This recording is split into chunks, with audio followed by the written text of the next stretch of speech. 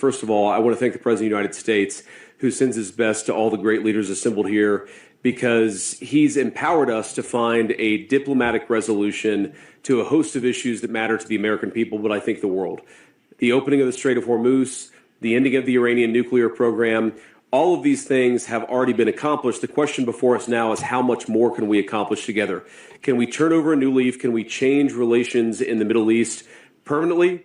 Or do we go back to doing things the old way, which is not our preference, but is certainly very much something that can't happen? I have a few other notes of appreciation. First of all, to the Prime Minister of Pakistan. A dear friend of the President's, a dear friend of mine, a guy who has been, with his leadership and his very careful and skilled negotiation, has got us to this point.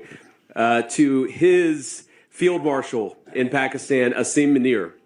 I will say that since Field Marshal Munir welcomed us with the Prime Minister in Islamabad, I have joked that I have two very, very important people in my life, an Indian and a Pakistani. The Indian is my wife, and the Pakistani is Field Marshal Munir. And I've probably talked to Field Marshal Munir more than I've talked to anybody else over the last 3 months. Would not be here without his statesmanship. He is, of course, a great military leader, but I think he's shown himself to be a great diplomat. And, of course, who's an amazing friend of the United States of America, but has been also an important part of getting us to this point.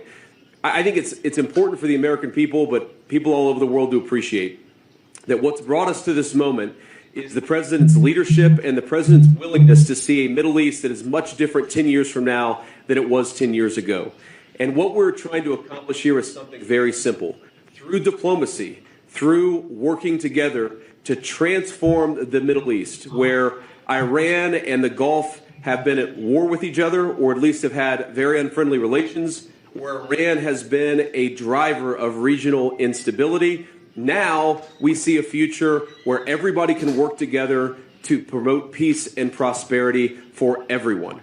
What we have already seen back home in the United States is lower gas prices. We've seen the free flow of oil and gas. We've seen peace. And now we're trying to build on that to see if we can build something even better and more sustainable for the future.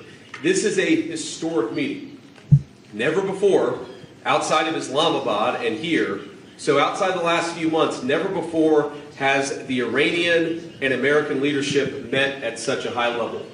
What the President has asked us to do is turn over a new leaf, to transform our relationship with the people of Iran and to extend an outstretched hand that says to the people of Iran that if your leadership is willing to give up being a driver of regional instability, if they are willing to give up nuclear weapons ambitions for the long term, then the United States is willing to fundamentally transform our relationship with that country.